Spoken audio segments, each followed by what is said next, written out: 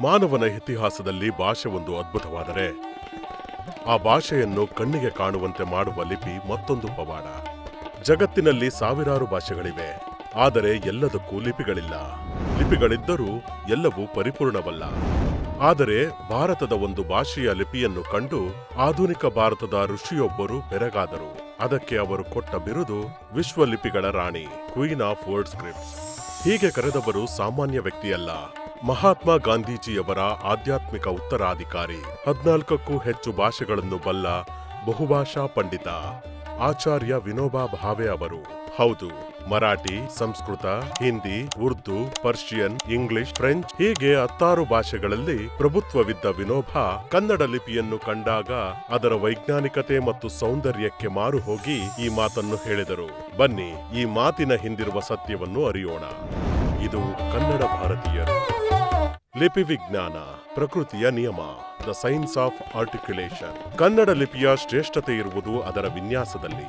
ಇದನ್ನು phonetic scripts ಎನ್ನುತ್ತಾರೆ. ಇಲ್ಲಿ ಪ್ರತಿಯೊಂದು ಅಕ್ಷರವೂ ಮಾನವನ ಧ್ವನಿ, ಅಂಗಗಳ ನೈಸರ್ಗಿಕ ಜೋಡಣೆಗೆ ಕನ್ನಡಿ ಹಿಡಿದಂತಿದೆ. ಗಮನಿಸಿ, ಕನ್ನಡದ ವ್ಯಂಜನಗಳು ಹೇಗೆ ಹುಟ್ಟುತ್ತವೆ ಎಂದು.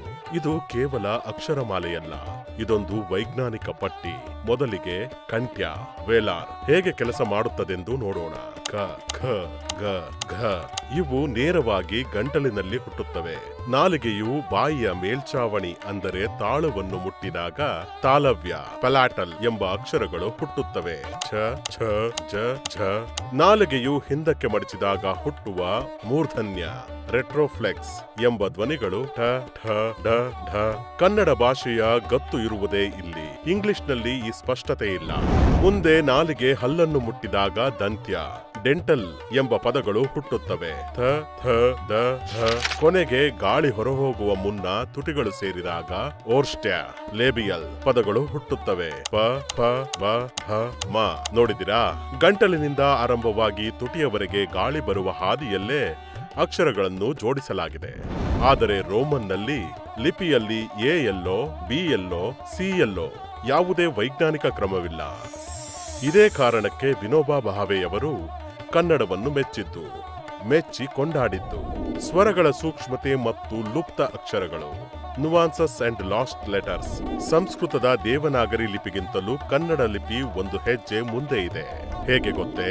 ದೇವನಾಗರಿಯಲ್ಲಿ ಎ ಮತ್ತು ಓ ಸ್ವರಗಳಿಗೆ ಹ್ರಸ್ವ ಮತ್ತು ದೀರ್ಘ ಎಂಬ ವ್ಯತ್ಯಾಸ ಲಿಪಿಯಲ್ಲಿಲ್ಲ.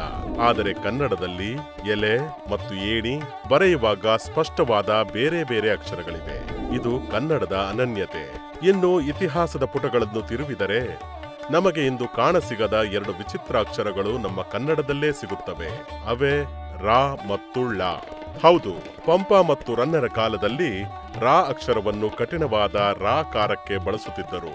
ಇನ್ನು ಳ ಎಂಬುದು ತಮಿಳಿನ ಪಳಂ ಅಥವಾ ಮಲಯಾಳಂನ ಉಚ್ಚಾರಣೆಯನ್ನು ಹೋಲುತ್ತಿತ್ತು. 12ನೇ ಶತಮಾನದ ನಂತರ ಇವುಗಳ ಬಳಕೆ ಕಡಿಮೆಯಾಗಿ ರಾ ಮತ್ತು ಳಗಳಲ್ಲಿ ವಿಲೀನವಾದವು. ಆದರೆ ಕನ್ನಡ ಲಿಪಿಗೆ ಅಂದು ಇದ್ದ ಸೂಕ್ಷ್ಮ ಧ್ವನಿ ಗ್ರಹಿಸುವ ಶಕ್ತಿಗೆ ಇವು ಸಾಕ್ಷಿ.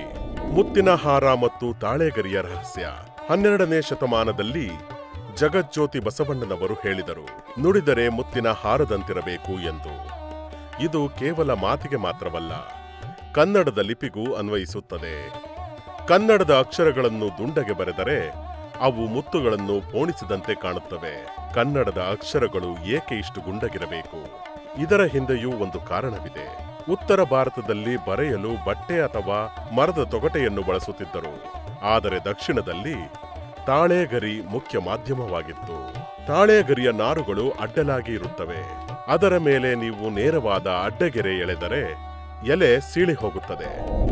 ಅದಕ್ಕಾಗಿಯೇ ನಮ್ಮ ಪೂರ್ವಜರು ಬುದ್ಧಿವಂತಿಕೆಯಿಂದ ಅಕ್ಷರಗಳನ್ನು ವೃತ್ತಾಕಾರವಾಗಿ ಮತ್ತು ಬಾಗಿದ ರೇಖೆಗಳಲ್ಲಿ ಬರೆಯಲು ಶುರು ಮಾಡಿದರು. ದೇವನಾಗರಿಯಲ್ಲಿರುವ ಶಿರೋರೇಖೆ ಕನ್ನಡದಲ್ಲಿ ಇಲ್ಲದಿರಲು ಇದೇ ಕಾರಣ. ರಾಷ್ಟ್ರಕವಿ ಕುವೆಂಪು ಅವರು ತಮ್ಮ ಕೃತಿಗಳನ್ನು ತಾವೇ ಸುಂದರವಾಗಿ ಬರೆಯುತ್ತಿದ್ದರು. ಅವರ ಹಸ್ತಪ್ರತಿಗಳನ್ನು ನೋಡಿದರೆ ಅಕ್ಷರಗಳು ಕುಣಿದಾಡಿದಂತೆ ಭಾಸವಾಗುತ್ತವೆ. ವಿದೇಶಿಗರು ಕಂಡ ಕನ್ನಡದ ಕಂಪು ಕಡಲು ದಾಟಿ ಜರ್ಮನಿಗೂ ತಲುಪಿತು. 19ನೇ ಶತಮಾನದಲ್ಲಿ ಇಲ್ಲಿಗೆ ಬಂದ ರೆವರೆಂಡ್ ಫರ್ಡಿನ್ಯಾಂಡ್ ಕಿಟೆಲ್ ಕನ್ನಡ ಭಾಷೆಯ ಶ್ರೀಮಂತಿಕೆಗೆ ಮಾರು ಹೋದರು. 1898ರಲ್ಲಿ ಕಿಟೆಲ್ ಅವರು ರಚಿಸಿದ ಕನ್ನಡ ಇಂಗ್ಲಿಷ್ ನಿಘಂಟು ಇಂದಿಗೂ ಒಂದು ಅದ್ಭುತ. ಸುಮಾರು 70,000ಕ್ಕೂ ಹೆಚ್ಚು ಪದಗಳನ್ನು ಅವರು ಸಂಗ್ರಹಿಸಿದರು. ಅವರು ತಮ್ಮ ನಿಘಂಟಿನ ಮುನ್ನುಡಿಯಲ್ಲಿ ಕನ್ನಡ ಲಿಪಿಯ ನಿಖರತೆಯನ್ನು ಹಾಡಿ ಹೊಗಳಿದ್ದಾರೆ. ಕೈಬರಹದಲ್ಲಿದ್ದ ಕನ್ನಡವನ್ನು ಮುದ್ರಣ ಯಂತ್ರಕ್ಕೆ ತಂದ ಕೀರ್ತಿ ಬ್ಯಾಸೆಲ್ ಮಿಷನ್ಗೆ ಸಲ್ಲಬೇಕು.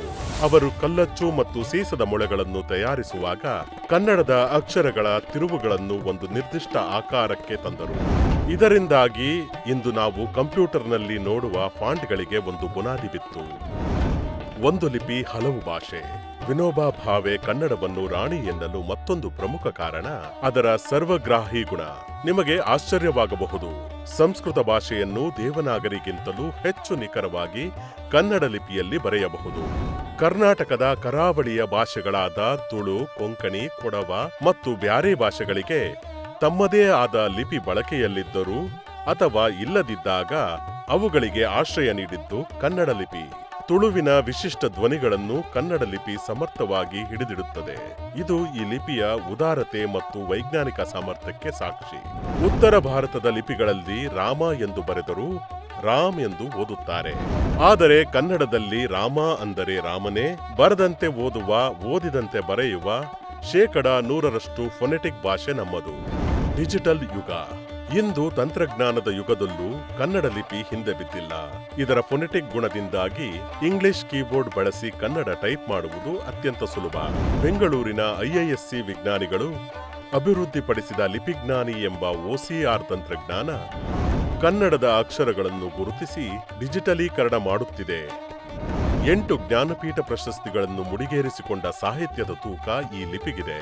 ಕವಿರಾಜ ಮಾರ್ಗದಿಂದ ಇಂದಿನವರೆಗೆ ಸುಮಾರು 2,000 ವರ್ಷಗಳ ಇತಿಹಾಸವಿದೆ.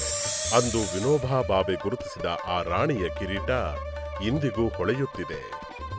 ಈ ಲಿಪಿಯನ್ನು ಉಳಿಸುವುದು, ಬಳಸುವುದು ಮತ್ತು ಮುಂದಿನ ಪೀಳಿಗೆಗೆ ದಾಟಿಸುವುದು ನಮ್ಮೆಲ್ಲರ ಜವಾಬ್ದಾರಿ. ಸಿರಿಗನ್ನಡಂ ಗೆಲ್ಗೆ, ಸಿರಿಗನ್ನಡಂ